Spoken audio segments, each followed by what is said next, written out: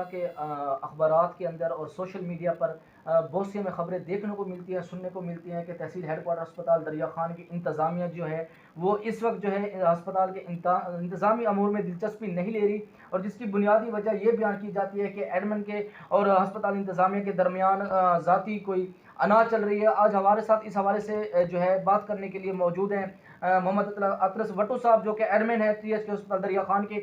इनसे पूछते हैं कि अस्पताल के जो इंतज़ामी अमूर हैं वो बदनज़मी का शिकार क्यों है कि सोशल मीडिया पर और प्रिंट मीडिया, इलेक्ट्रॉनिक मीडिया पर अमूमन जो है ये खबरें गर्दिश करती नज़र आती हैं। इस हवाले से बताइएगा। बिस्मिल्लाहिर्रहमानिर्रहीम। बिल्कुल साबिर साहब, हमारे पास ये खबरें पहुंचती रहती हैं, लेकिन अल्हम्दुलिल्लाह ऐसा सच कोई बात नहीं है। हमारी पूरी टीम, जिसमें NMS ऑफिसरान हैं या इसके अलावा हमारे MS साहब थे जो हमारे इमीडिएट बॉस हैं, हम सब एक ही पेज पे हैं और हम डेली बेस पे जहाँ तक हो सकता है बेस्ट इंटरेस्ट ऑफ पेशेंट हर चीज़ को देख रहे हैं और उसके बारे में अपनी कोशिशें भी कर रहे हैं। लेकिन ये सारी बस आप कह सकते हैं कि बेबुनियाद अफवाहें हैं कि यहाँ पे किसी की कोऑर्डिनेशन नहीं है या आपस में कोऑपरेशन नहीं है। अल्हम्दुलिल्लाह अब जितने भी डिपार्टमेंट्स हैं, चाहे वो HR डिपार्टमेंट है, चाहे फाइनेंस डिपार्टमेंट है, चाहे प्रोक्योरमेंट है, चाहे एडमिन है, जितने भी लोग हैं हम सब एक पेज पे हैं और एक दूसरे की कोऑर्डिनेशन से वर्क कर रहे हैं, कोऑपरेशन से कर रहे हैं और हम सब मिल के ही जहाँ तक मुमकिन हो सकता है पेशेंट की वेलफेयर के लिए वर्क कर रहे हैं सर। अब्दुल्ला साहब, आप अभी अपने बयान में ये कह रहे हैं कि आप एक पेज पर हैं और पेशेंट्स की जितनी भी आप सपोर्ट कर सकते हैं, फेवर कर सकते हैं, उसके लिए आपने अपने आप को वक्फ किया हुआ है। लेकिन सवाल यहाँ ये आ रहा है कि अमूमा में ये देखने के मिलता है कि जब कोई मरीज़ या उनके लवाहिकीन यहाँ अस्पताल में आते हैं तो अक्सर देखने में ये आता है कि स्टाफ का जो रवैया होता है वो नाकाबिल बर्दाश्त होता है। इस तरह डॉक्टर्स जो है अदम दिलचस्पी का मुजाहरा करते हैं। इस वजह से आप क्या कहेंगे? सर बिल्कुल, हम अपनी पूरी कोशिश करते हैं कि और डॉक्टर साहिबान, स्टाफ, नर्सेज, जितना भी अमला है, चूँकि देखें जो एक हॉस्पिटल होता है उसका सबसे जो मेन फोकस होता है वो पेशेंट पे ही होता है। ये हॉस्पिटल मरीज़ों के लिए है, उनकी वेलफेयर के लिए है और हमारे पास कभी कभार कोई ऐसी शिकायतें आ जाती हैं, उसमें थोड़ा सा इशू ये होता है कि जैसे ही एक पेशेंट आता है तो ज़ाहिर सी बात है उस तकलीफ़ में है, उसके साथ जो अटेंडेंट वगैरह हैं उनकी बर्दाश्त पहले से ही ख़त्म हो चुकी होती है, थोड़े से हाइपर होते हैं। तो आगे से स्टाफ, चूँकि अब देखें ये RIC की बिल्डिंग थी, इसी को अपग्रेड किया गया है। अभी हमारे पास THU लेवल का ना तो स्टाफ है ना इंफ्रास्ट्रक्चर है जहाँ पे हम पेशेंट की वेलफेयर के लिए कुछ अलग से वार्ड्स बना सकें हम और अमला वहाँ से मंगवा सकें। तो जहाँ तक मुमकिन होता है हम करते हैं कोशिश कि डॉक्टर साहिबान भी अपनी पूरी दिल जमी से काम करते हैं, जो हमारी स्टाफ नर्सेज़ हैं वो भी कोशिश करती हैं कि जहाँ तक हो सके फैसिलिटेट किया जाए, अच्छे वे में किया जाए। लेकिन छोटे-मोटे केसेस कभी-कभार हो जाते हैं, उसमें वक़्ती बाज़-औक़ात ऐसे होता है कि कुछ पेशेंट की तरफ से या उनके एंड की तरफ से कोई ना कोई रिएक्शन आता है। मैं आपकी बात काट रहा हूँ। यहाँ चंद दिन पहले भी एक खबर गर्दिश करती हुई मिली है कि जो स्टाफ हैं वो AC कमरों तक महदूद होकर रह गए हैं, लेकिन जब लवाहिकीन जाते हैं मरीज़ों के, उनसे किसी अद्वियात के बारे में पूछने के लिए या उन्हें बुलाने के लिए कि हमारे मरीज़ को जी ट्रीटमेंट कर दें, तो उस दौरान उनका रवैया ठीक नहीं होता। इसमें कितनी सदाकत है? वैसे इसमें मैं तो ये कहूँगा कि इसमें 100% कोई सदाकत नहीं है। बस देखें, हर एक की जॉब डिस्क्रिप्शन है। अब अगर आप मेडिसिन का पूछना चाहेंगे तो मेडिसिन का डिपार्टमेंट है, उसके लिए अलग से स्टाफ हमने डिप्यूट की हुई है। अब मैं आपको बताता हूँ कि मैं फ़र्ज़ करें मेडिसिन हूँ, अगर मेरे पास कोई पेशेंट पर्ची लेके आता है तो मैं उसको ना तो चेक कर सकता हूँ, ना उसको मैं मेडिसिन प्रिस्क्राइब कर सकता हूँ। बस उसको गाइड कर सकता हूँ कि आप चले जाएँ डॉक्टर के पास या आप मेडिसिन स्टोर पे, वहाँ से आपको ये अद्वियात मिल जाएँगी। बाकी ये तो बस जैसे अब ऑफ़िस वर्क है, मैं यहाँ बैठा हूँ, काम है, ज़ाहिर-सी बात है मैंने कुछ देर ऑफ़िस में बैठना है, मैंने राउंड भी करने हैं, मैंने हॉस्पिटल के सारे इंतज़ामात भी देखने हैं, उनका हल भी निकालना है। तो ये हो ही नहीं सकता कि एक डॉक्टर या एक staff nurse during duty AC कमरे में बैठ सकें, क्योंकि देखें आपका सबसे पहले इंटरेक्ट किसका होता है एक पेशेंट के साथ? स्टाफ नर्स ही आती है, जो आपके पास इमरजेंसी में है, जो वहाँ डिस्पेंसर बैठा है या डॉक्टर बैठा है। तो ये बस बेबुनियाद बातें हैं जो हमेशा से होती रहती हैं। हालाँकि आपने पहले भी प्रोग्राम किया था, आपको पता है कि कोरोना में जितनी कुर्बानियाँ शायद डॉक्टर्स ने दी हैं, हॉस्पिटल ने दी हैं, इतनी किसी ने नहीं दी।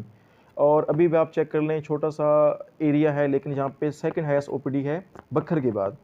डेली बेस पे हम OPD में 700 से 800 पेशेंट को ट्रीट कर रहे हैं और अगर 700-800 पेशेंट में से कोई एक बंदा शिकायत कर देता है कि जी मुझे प्रॉपर चेक नहीं किया गया, सैनिटाइज नहीं किया गया, उसको सहूलत नहीं दी गई। तो उसमें आप देख लें कि हमारे ऊपर कितना बर्डन है। बाज़ औक़ात हो सकता है कि हमसे कोई ना कोई थोड़ी बहुत आप कह सकते हैं कि उसको मैं नाअहली तो नहीं कहूँगा, ये है कि एक आप कह सकते हैं कि हम उसको इग्नोर कर सकते हैं या हम किसी को अच्छे वे में अटेंड नहीं कर सकते, ये बाज़ औक़ात हो जाता मैं है। आपकी बात काट रहा हूँ मतलब साहब, आप इस टाइम एडमिन हैं टीएसके अस्पताल दरिया खान के, और आपके ऊपर बहुत बड़ी जिम्मेदारी है एमएस के बाद, क्योंकि जब तक हमारे पास एमएस नहीं आती उस वक्त तक पूरे अस्पताल की मैनेजमेंट आपके ज़िम्मे है। आपने अभी जिक्र किया है कि ये इदारा जो है ये वेलफेयर इदारा है, अवाम उन्नास के लिए है, उनकी भलाई के लिए। सवाल मैंने शुरू में भी आपको दिया था कि इस वक्त जो है टीएसके अस्पताल दरिया खान में जो मेन मोटर पंप है वो ख़राब है, ठीक होके आ चुका है। अगर ठीक होके आ चुका है तो उसको सेट क्यों नहीं किया गया, चालू क्यों नहीं किया गया? पानी के अक्सर यहाँ मसाइल हमें नज़र आते हैं, जिसकी वजह से सीवरेज का मसला आ जाता है। बाज़ औक़ात ऐसा होता है कि सीवरेज का पानी अस्पताल के अंदर जमा होता है, तो जो हमारी कंसोल कंपनी के मुलाजमीन हैं वो इस टाइम काफ़ी मसाइल का शिकार हैं। इस हवाले से आप क्या कहेंगे? जी, सबसे पहले मैं बात करना चाहूँगा जो मेन पंप वाटर पंप है। हमारे पास एक बड़ा वाटर पंप है, उसके अलावा हमारे पास जो आप कह सकते हैं उसका अल्टरनेट हमारे पास 3 छोटे वाटर पंप हैं। ठीक है। उन पंप से हम पूरे हॉस्पिटल और कॉलोनी को पानी मुहैया कर रहे हैं। अब देखें, अगर आपके पास हॉस्पिटल में पानी नहीं है तो आपका हॉस्पिटल 1 घंटा भी नहीं चल सकता। जैसे इस गर्मियों का मौसम है, आप देख सकते हैं हमारे वाटर कूलर अभी भी चल रहे हैं, हमारे पास वार्ड्स में पानी मौजूद है, वॉशरूम्स भी मौजूद है, इवन कॉलोनी एरिया में भी। अब मैं बात करूँगा कि जनाब मोटर पंप ख़राब है। ये हमारे पास पिछले 3 मंथ से इशू था। एक बार हमने मोटर उसको सेट करवाया गया, उसको ठीक करवाया हमने। तो उसका इशू ये है कि हमारे पास चूँकि ये फ्लक्चुएशन रहती है वोल्टेज के हवाले से। अब आपको बेहतर पता है कि पिछले 1-2 मंथ से लोड शेडिंग भी ज़्यादा हो रही है। तो उसमें जो हमारा मेन वाटर पंप था, वोल्टेज फ्लक्चुएशन की वजह से उसका थोड़ा-सा ये हुआ कि उसकी वाइंडिंग जो थी वो सारी ख़राब हो गई। हमने उसको दोबारा से वाइंड करवाया। अब फिर हमने उस इशू को काबू करने के लिए हमने उसके साथ अलग से इन्वर्टर लगाया है, उसका पैनल बनाया है, ताकि वो अगर नेक्स्ट हमारे पास ऐसा इशू आता है तो उसकी फ्लक्चुएशन की वजह से वो ख़राब ना हो, बल्कि ट्रिप कर जाए और वो अच्छे वे में चल सके। तो अब वो अल्हम्दुलिल्लाह हमारे पास पहले इतना मसला नहीं रहा।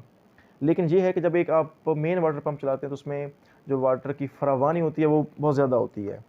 ज़रूरत के मुताबिक सबको पानी अल्हम्दुलिल्लाह मिल रहा है। हमारे प्लाट्स में माली भी काम कर रहे हैं। मैं खुद चूँकि यहाँ का रिहायशी हूँ, कॉलोनी में रह रहा हूँ, तो उधर भी मतलब कि मेरे पास भी कभी पानी का इतना मसला नहीं रहा। सेकंड जो बात है सीवरेज के हवाले से, ये जो बिल्डिंग है ये आरएचसी की है। ठीक हो गया। ये 1975-80s की बनी हुई है। लेकिन कॉलोनी में इसकी रह रहा जो हूँ तो सीवरेज उधर बनाई भी गई थी मतलब वो कि मेरे उस पास भी वक़्त की कभी ज़रूरत को पानी का इतना मसला नहीं रहा। सेकंड जो बात है सीवरेज के हवाले से, ये जो बिल्डिंग है ये आरएचसी की है। ठीक हो गया। ये 1975-80s की बनी हुई है। लेकिन इसकी जो सीवरेज बनाई गई थी वो उस वक़्त की ज़रूरत को मद्देनज़र रखते हुए बनाई गई थी। अब इतने साल गुज़र जाने के बाद 30-40 साल गुज़र गए, लेकिन इसका जो मेन स्ट्रक्चर था उसको दोबारा आपसे रिवाइज़ नहीं किया गया। वो हमारे पास जो मसाइल आ रहे हैं वो ये है कि बिल्डिंग वही है। हमारे पास जो इंफ्रास्ट्रक्चर है पुराना है, 40 साल पुराना, लेकिन अब उसकी जो आप कह सकते हैं ज़रूरत है वो ज़्यादा बढ़ गई है। तो उससे हमने ये कोशिश की थी कि हमने सारी सीवरेज की सफाई भी करवाई। हमने आला हुकाम को भी अक्सर लिखा है कि काइंडली आप ये करें कि हमारा जो मेन सीवरेज इशू है इसको हल करके हमें फंड्स दिए जाएँ, न्यू सीवरेज पाइपलाइन डाली जाए ताकि ये मसाइल हल हो जाएँ। आप ही की ज़िम्मेदारी से मैं एक सवाल करना चाहूँगा कि डिस्ट्रिक्ट एडमिनिस्ट्रेशन ज़िला बखर में है, लेकिन इस वक्त जो हमारी तहसील हेडक्वार्टर अस्पताल दरिया खान की एडमिनिस्ट्रेशन है उसका चार्ज आपके पास है। चंद दिन काबिल ईद उल फितर के हवाले से बात करना चाहूँगा। कंसोल कंपनी के मुलाजमीन जिन्होंने 3-3 4-4 माह जो है वर्क किया है, रात दिन एक करके, उन्होंने 8 बंदों का काम 3 बंदे करते नजर आए हैं। बारहा ये बात मुशाहदे में भी आई है, लेकिन ऐन मौके के ऊपर जो वर्कर थे, जो मुलाजिम थे, ईद की खुशियों में उनकी खुशियां जो थी वो मांद पड़ गई हैं। जब उन्हें सैलरी नहीं दी गई, उन्होंने एहतजाज भी रिकॉर्ड करवाया, डिस्ट्रिक्ट एडमिनिस्ट्रेशन तक भी अपनी आवाज़ पहुंचाई, हुकाम बाला तक भी आवाज़ पहुंचाई। तो क्या ये आपकी जिम्मेदारी नहीं बनती कि उनके मसाइल को आप जो है कंसोल कंपनी के जो ऊपर हेड बैठे हैं उन तक ये बात पहुंचाए कि उनकी सैलरी का जो है वो बर वक्त इंतज़ाम किया जाए? बिल्कुल। उसमें देखें, ये जो हमारे पास कंपनियाँ काम कर रही हैं सारी आउटसोर्स है। मेन के इनको गवर्नमेंट की तरफ से प्राइवेट कॉन्ट्रैक्टर्स को ठेका दिया गया। अब इनका जो हमारे पास मेन आप कह सकते हैं कि हमारा जो की रिस्पॉन्सिबिलिटीज़ हैं, इनको ड्यूटीज़ असाइन करना, इनसे काम करवाना और इनकी इनवॉइस टाइमली जनरेट करना। और वो अल्हम्दुलिल्लाह अब देख लें कि आज मई ख़त्म हो चुका है तो हमारी जो है कंसोल की इनवॉइस अप्रैल तक क्लियर हो चुकी है। ठीक है। अब सिर्फ मई के मंथ वाली रहती है, वो भी इंशाल्लाह 1-2 दिन में वहाँ पे पहुँच जाएगी। जैसे कि आज फर्स्ट डे ऑफ जून है उस वाले से। तो ईद से पहले उनकी जो पेंडिंग थी ऑलमोस्ट 3 तनख्वाहें थी। 1 वीक पहले उनको 1 तनख्वाह मिली थी। ठीक है। वो भी पर्सनली कोशिश की हमने, और ये ओवरऑल पंजाब में हर कहीं इशू था, लेकिन आला हुकाम की मेहरबानी से हमने रिक्वेस्ट की, सिर्फ दरिया खान में जितने भी ये हमारे पास कंसोल वर्कर्स थे उनको 1 तनख्वाह मिल गई। बाकी हमारी जो एक आप कह सकते हैं कि स्कोप है, उसमें ये है कि इनकी चीज़ें क्लियर करना, वो आगे फॉरवर्ड कर देना, वो हम टाइमली कर देते हैं, रिक्वेस्ट करते रहते हैं, क्योंकि फ़ंड्स का इशू होता है। बाज़ ऐसे थे कि मामलात थे, हुकूमती मामलात ऐसे थे कि फ़ंड रिलीज़ नहीं होते। जैसे आपको बताइए कि आजकल जो मुल्क के हालात चल रहे हैं, अनसर्टेनिटी है, कोई भी चीज़ क्लियर नहीं है। ठीक है। तो इंशाल्लाह नेक्स्ट अब इस मंथ में इनके जितने भी बकाया जाते हैं वो भी सारे क्लियर हो जाएंगे।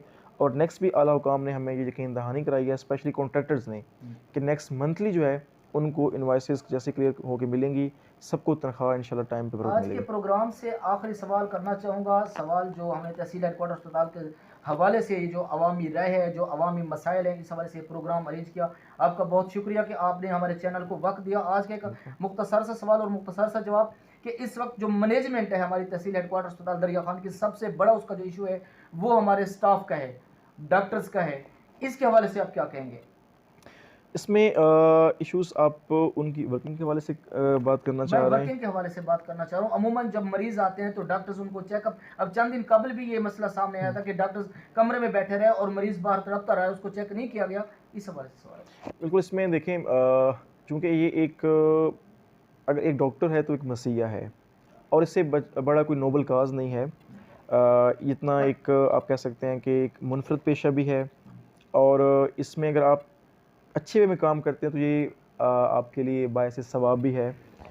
तो हमेशा से ये कोशिश रही है कि डॉक्टर साहबान के साथ भी, स्टाफ के साथ भी मीटिंग्स भी करते हैं, काउंसलिंग भी करते हैं, कि कोशिश करें कि किसी भी इंसान को तकलीफ़ ना हो, बल्कि जो भी इंसान हमारे पास तकलीफ़ लेकर आता है उसकी तकलीफ़ को दूर किया जाए। तो इसमें मैंने अगेन पहले भी अर्ज़ किया था कि बाज़ औक़ात हमारी कोताही होती है। इंशाल्लाह कोशिश पहले भी करते रहे हैं, अब भी करेंगे, और नेक्स्ट भी कि इस किस्म की कोई कोताही ना हो। बहुत शुक्रिया। हमारे साथ मौजूद थे मोहम्मद अतलस वट्टू, जो एडमिन है तहसील हेडक्वार्टर दरिया खान के। मुख्तलिफ लोगों के ज़रिए और सोशल मीडिया के ज़रिए जो हमें कंप्लेन मिलती रही है कि अस्पताल के अंदर जो है पानी की किल्लत है, मोटर पंप जल चुका है, उसके ऊपर जो है कोई रद्द अमल सामने नहीं आ रहा, उसको ठीक नहीं करवाया जा रहा। एडमिन की और जो प्रोक्यूरमेंट ऑफिसर है उनकी आपस में कोई ज़ाती अना है। आज ये तमाम मसाइल हम लेकर एडमिन के सामने आए और एडमिन ने उनके ऊपर हमें खुलकर जो है वो ब्रीफ किया। उनका कहना है कि हमारी ज़ातियात किसी के साथ नहीं है। तहसील हेडक्वार्टर पर अस्पताल दरिया खान जो एक वेलफेयर इदारा है, आवाम के लिए बनाया गया है, और हमारी कोशिश होती है कि हम आवाम के जो फलाह व बहबूद है उसमें बढ़ चढ़ कर हिस्सा लें। जहाँ तक डॉक्टर्स का सवाल आया, स्टाफ का सवाल आया, क्लरिकल स्टाफ का सवाल आया, तो उनका कहना है कि अक्सर और बेशतर जो है थोड़ी सी गफलत हो जाती है, लापरवाही हो जाती है, जिसकी वजह से जो है मरीजों को बर वक्त रिलीफ नहीं मिल सकता। हमारी कोशिश है कि इन मसाइल का फौरी तदारुक करके अवाम को और मरीजों को जो है बेहतर रिलीफ दिया जाए। आज के इस प्रोग्राम से मोहम्मद जमशेद के साथ एम साबिर को इजाज़त दीजिए।